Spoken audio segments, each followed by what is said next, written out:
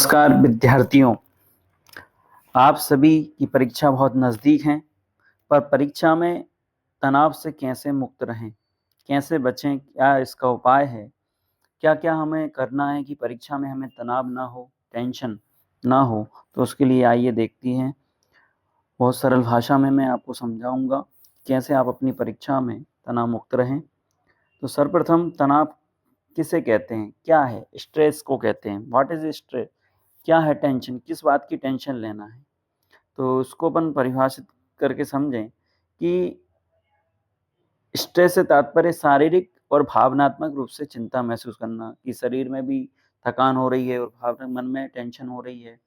तो ये तब महसूस होता है जब किसी स्थिति से निपटना मुश्किल हो जाता है। जैसे आपका कोई विषय है और विषय को पढ़ते-पढ़ते टेंशन आ रही है, याद ही नहीं हो रहा है, कैसे करेंगे? कल परीक्षा है, अब क्या करूँ मैं? तो उसके चक्कर में हम जो दूसरे प्रश्न रहते हैं वो भी भूल जाते हैं और एक ही प्रश्न में या एक ही विषय में उलझ करके रह जाते हैं। तो हम उससे कैसे बचें? और क्या है कि तनाव मुख्य रूप से किसी चुनौती या मुश्किल भरे समय में मानव शरीर की प्रतिक्रिया है।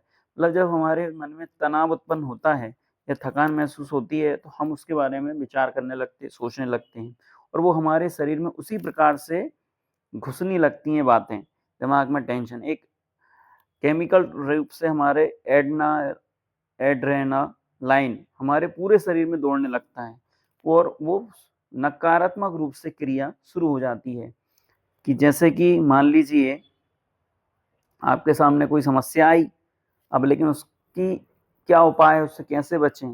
तो हमारे दिमाग में वो प्रश्न उत्पन्न होता रहता है और उसका हम समाधान नहीं ढूँढ पाते हैं। अक्सर ये परीक्षा के समय छात्रों में देखा जाता है। तो अभिभावक भी इस बात का ध्यान रखें कि बच्चों को बिल्कुल स्ट्रेस ना होने दें, परीक्षा के समय उनको टेंशन ना दें। अरे परीक्षा ही तो है, कोई बड़ी चीज़ नहीं है। इसलिए उनको ये बताएँ कि भैया आराम से आप जितना बन रहा है उतना याद करें। बिल्कुल कूल होकर के परीक्षा में आपको जाना है, टेंशन नहीं लेनी है। अब टेंशन कैसे बढ़ती है, उसके कुछ लक्षण हैं। तनाव के सामान्य संकेत आपको दिख रहे होंगे, आपकी प्रतिक्रियाएँ देखिए आप, चेहरे में देखिए किस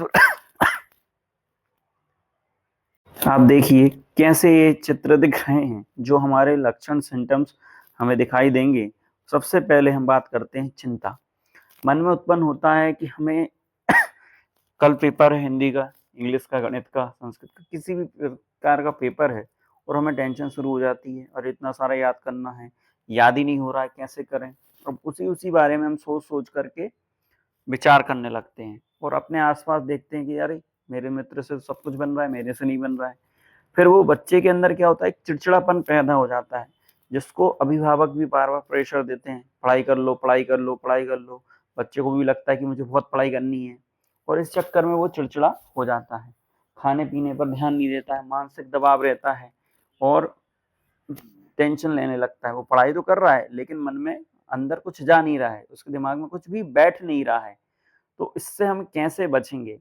और फिर डिप्रेशन में चले जाते हैं कुछ बच्चे, घर पे प्रेशर माता-पिता का, अपने दोस्तों का, अरे वो भी पढ़ाई कर रहे हैं, स्कूल में शिक्षकों का प्रेशर, तो ये डिप्रेशन में बच्चा दिखाई देता है। फिर अनिद्रा का होना, नींद नहीं आना, कुछ बच्चे रात में ज़्यादा पढ़ रहे हैं, सुबह लेट उठ रहे हैं, उस कारण से उनकी नींद पूरी नहीं हो रही है और नींद इसलिए भी नहीं हो रही कि टेंशन हो रही है। अगर चिंता उत्पन्न होगी, तो नींद भी पूरी नहीं होगी। कुछ बच्चों में ये भी देखा जाता है कि भूख नहीं लग रही है, पढ़ने में लगे हुए हैं, मम्मी-पापा कुछ कह रहे हैं कि पढ़ लो, खा लो बेटा, अभी भूख नहीं है। तो जो रस है, स्वाद है, वो भी हमारे शारीरिक रूप से हमारे दिमाग में बैठ जाती है चिंता, जिससे हम अपने आप पर भी ध्यान नहीं देते हैं।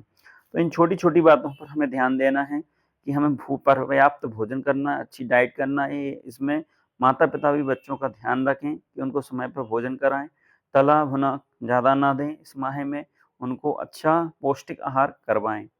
अकेलापन, कई बार ऐसा लगता है कि मैं अकेला हो गया हूँ, अब मुझे पढ़ाई का प्रेशर है, तो पापा ही कहते हैं एक कमरे में बैठ के अकेले पढ़ाई करो। अब वो अकेले सोच क्या रहा है, याद हो नहीं रहा है, मन नहीं रहा, क्योंकि उसमें कई बार ऐसे बच्चे होते हैं जो साल भर पढ़ाई नहीं करते हैं, एकदम से परीक्षा के नज़दीक आते ही साथ टेंशन लेकर के पढ़ाई करने बैठ जाते हैं। तो अकेलापन महसूस ना करें, अपनी पुस्तकों को दोस्त बनाएँ, कोई समस्या है तो विषय शिक्षक से पूछें और अपने नोट्सों को देखें। कुछ बच्चों में ये सिम्पटम देखे जाते हैं, थकान भरी होती है।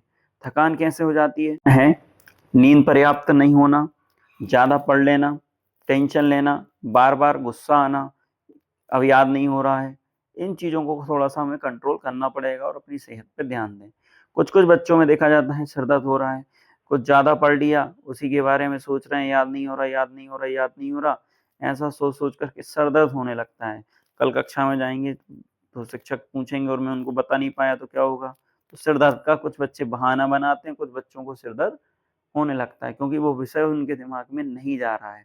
तो ये थोड़े-से सिम्पटम्स लक्षण हमें बच्चों में दिखाई दे सकते हैं जैसे चिंता, चिड़चिड़ापन, मानसिक दबाव, डिप्रेशन, अनिद्रा, नींद नहीं आना, भूख न लगना, अकेलापन होना, थकान, सर दर्द और भी ऐसे लक्षण हैं जैसे कि हम बात करें आगे, तनाव को समझना क्यों ज़रूरी है। जब हमारे मन में चिंता उत्पन्न होती है तो उसको बहुत बारीकी से अभिभावक को भी समझना ज़रूरी है।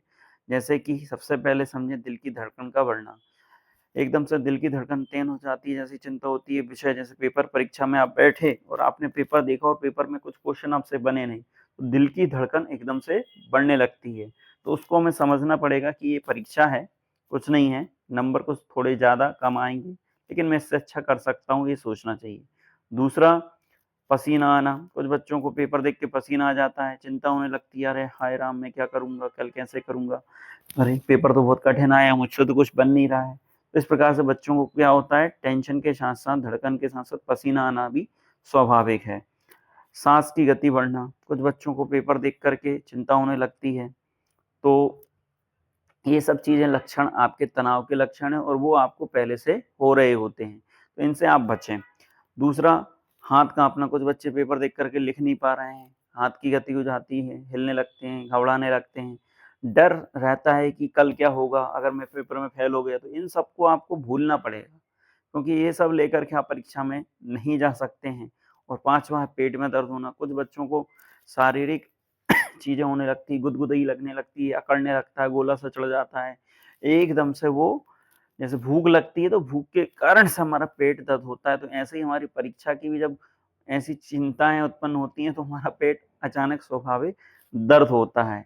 और एक और लक्षण होता है भूल जाना, कि हमने बहुत अच्छे से परीक्षा में पढ़ाई करके तो गए हैं, लेकिन परीक्षा आने पर हम वह प्रश्न भूल जाते हैं। पूरा उत्तर रट के आए थे, याद करके आए थे, लेकिन परीक्षा के समय वो प्रश्न हम भूल गए हैं। तो ये तनाव के कुछ चीज़ें हैं जो हमें समझना पड़ेगा। इनसे हम कैसे बचें, क्या उपाय कर सकते हैं, उस पर चर्चा करते हैं। अब चिंता के कारण तो हैं, पर चिंता के कारण कैसे हैं? अवास्तविक उम्मीदें, कि हमें ये उम्मीद नहीं लगा के रखनी है कि भई हम 80 में से 80, 75 में से 75 नंबर लाएँगे। इससे आप थोड़ा-सा मुक्त रहें, आपसे जितना बन सकता है आप उतना अभी करें। टेंशन ना लें, अभिभावकों का दबाव एवं अपेक्षाओं को पूरा करने का दबाव, पेरेंट्स को भी ये समझना चाहिए कि बच्चे उतने ही कर सकते हैं, हर बच्चा क्लास में फर्स्ट नहीं आ सकता है।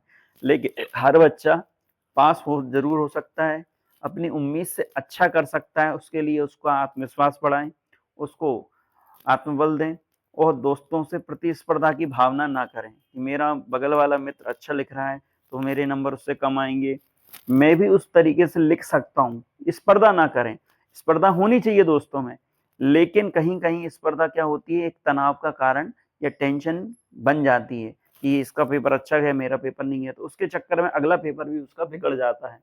तो इस चीज़ से बचें, हारने का डर रहता है, अगर मेरे नंबर कम आए, तो मैं इससे हार जाऊँगा, ऐसी भावना रख कर के पेपर देने ना जाएँ।